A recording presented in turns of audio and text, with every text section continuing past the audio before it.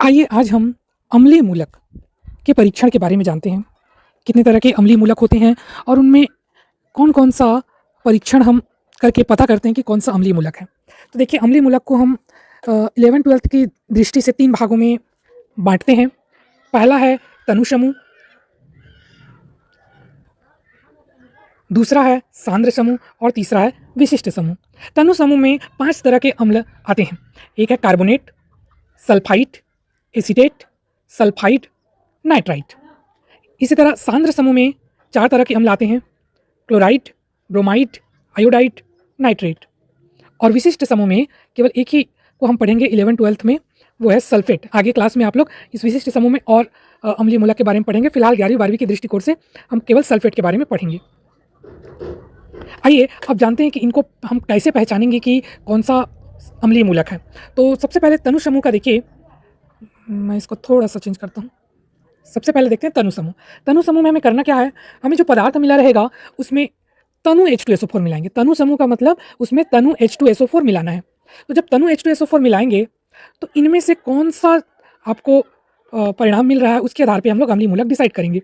यदि बुदबुदाहट के साथ रंगीन गैस निकल रही है तो कार्बोनेट होगा, गंधक के समान गंध आएगी तो सल्फाइट होगा, सिरके के समान गंध आई तो एसीटेट होगा, सड़े अंडे के समान गंध आए तो सल्फाइड होगा और भूरे रंग की अगर वाष्प निकले तो नाइट्राइट होगा। ये हमें याद रखना है।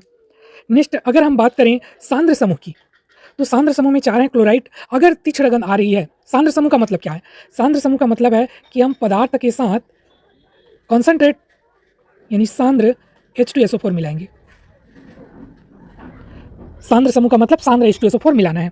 तो अगर तीक्ष्ण गंध आए, सांद्र H2SO4 को पदार्थ के साथ मिलाने पर यदि तीक्ष्ण गंध आए तो क्लोराइड होगा, लाल भूरा रंग आए तो ब्रोमाइड होगा, बैंगनी रंग आए तो आयोडाइड होगा और भूरा रंग अगर आ रहा है तो नाइट्रेट होगा। ठीक है, तनु समूह में हमने नाइट्राइट देखा था और यहाँ पर नाइट्रेट, तो दोनों का सूत्र भी आपको याद रखना है।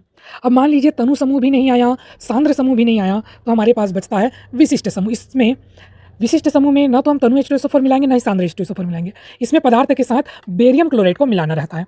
तो यदि हम पदार्थ के साथ बेरियम क्लोराइड मिला रहे हैं, सफ़ेद अवक्षेप आएगा, मतलब सल्फेट है। इसमें एक ही अम्लीय मूलक है सल्फेट। तो अगर तनु और सांद्र समूह अनुपस्थित है तो समझ जाइए कि उसमें सल्फेट होगा। पदार्थ के साथ बेरियम क्लोराइड मिलाएंगे और हमें सल्फेट प्राप्त होगा।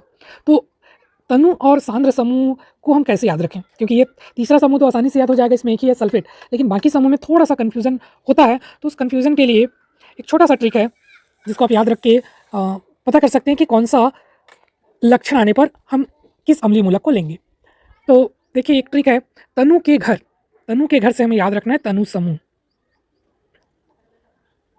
तनु के घर बुदबुदाहट करके से आपको याद रखना है कार्बोनेट, यानी कार्बोनेट आएगा तो बुदबुदाहट होगी। सल्फास से याद रखना है सल्फाइट, सल्फास से याद रखना है सल्फाइट। सल्फास की गंध यानी सल्फाइट में क्या होगा, गंधक, गंध से याद रखना है गंधक, गंधक आएगा। ठीक, सिर पर एसी लगा के सिर पे याद रखना है सिरका, यानी सिरके की गंध आए तो एसी यानी एसीटेट होगा। सड़े अंडे सड़े अंडे के समान यदि सा से हम याद रखना है सल्फाइड, सड़े अंडे की तरह गंध आई तो वो होगा सल्फाइड। और नाइट की आहट यानी कि नाइट्राइट, नाइट की आहट से याद रखना है नाइट्राइट और भूत से याद रखना है भूरा कलर। तो इस तरह से हम तनु समूह को याद रख सकते हैं। बुदबुदाहट करके यानी बुदबुदाहट आएगा वो होगा कार्बोनेट। सल्फास की गंध यानी गंधक के समान अगर गंध आ रहा है तो वो होगा सल्फाइड। सिर पर एसी यानी सिर यानी सिरका, एसी यानी एसीटेट।